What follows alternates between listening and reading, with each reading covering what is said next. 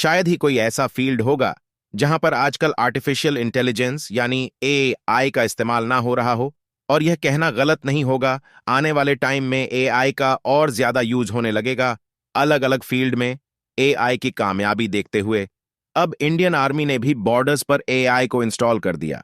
यहां पर सबसे बड़ा क्वेश्चन यह आता है कि जैसे जैसे एआई का यूज बढ़ेगा तो क्या मैन पावर का यूज कम होता चला जाएगा।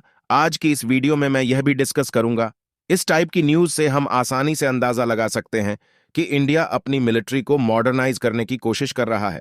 मतलब इंडिया अपनी ऑपरेशनल कैपेबिलिटीज के साथ साथ आर्टिफिशियल इंटेलिजेंस सिस्टम्स को चीन और पाकिस्तान बॉर्डर्स पर तैनात कर रहा है। यह जो चीन और पाकिस्तान के बॉर्डर्स हैं, इनकी लंबाई काफी लंबी है, तो ऐसा पॉसिबल नहीं है कि हर समय वहां पर ह्यूमन आई निगरानी करे, तो अब एआई के थ्रू निगरानी करेंगे।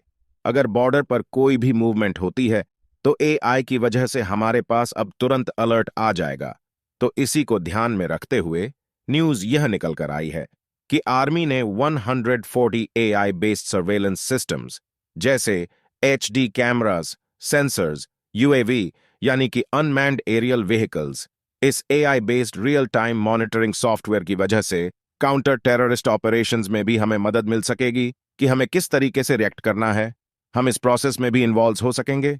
इसके साथ साथ यह भी निकल कर आ रहा है जो हाईटेक मिलिट्री सिम्युलेटर टेक्नोलॉजीज हैं, उनको एक्सेस करने के लिए मैन पावर की भी जरूरत पड़ेगी। अब यह कहना गलत होगा कि एआई के आने के बाद मैन पावर की जरूरत कम हो जाएगी या उनकी जरूरत ही नहीं पड़ेगी। ऐसा कहना गलत है, क्योंकि जब हमारे पास इक्विपमेंट्स हैं, अगर उनको चलाने वाले बंदे ही नहीं होंगे, उनको हम कैसे एक्सेस कर पाएंगे।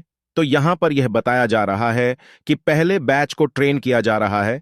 आप पूरी दुनिया में भी देख रहे होंगे कि जो दुनिया भर की अलग अलग मिलिट्रीज हैं, वो अपने लोगों को ट्रेन कर रही है ताकि वो इन एआई बेस्ड सिस्टम्स को एक्सेस कर सकें। यहां पर यह भी बोला जा रहा है कि जो एआई पावर्ड ड्रोन्स हैं और रोबोट्स हैं, उनको भी भविष्य में और बढ़ा सकते हैं। इनसे बॉर्डर्स पर पेट्रोलिंग करने में मदद मिलेगी। इस साल की स्टार्टिंग में एआई बेस्ड सर्वेलेंस सॉफ्टवेयर निगरानी के लिए पहले से ही लॉन्च कर दिया गया था, जिसका नाम अग्नि डी रखा गया था। यह पूर्वी लद्दाख में तैनात किया गया है। वहां पर एक एरिया पड़ता है जो चीन के बहुत ज्यादा करीब है। ये जो अग्नि डी सॉफ्टवेयर है, वो बॉर्डर पर हर टाइप की हलचल को पहचान सकता है, चाहे वो हथियारों की हो या गाड़ियों की या टैंकर्स की या मिसाइल्स की।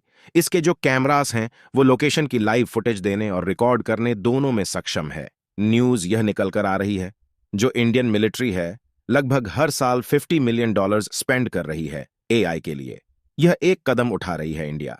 लेकिन अगर एआई को लेकर चीन की स्पेंडिंग को कंपेयर लिया जाए तो चीन इस अमाउंट से 30 गुना ज्यादा स्पेंड कर रहा है।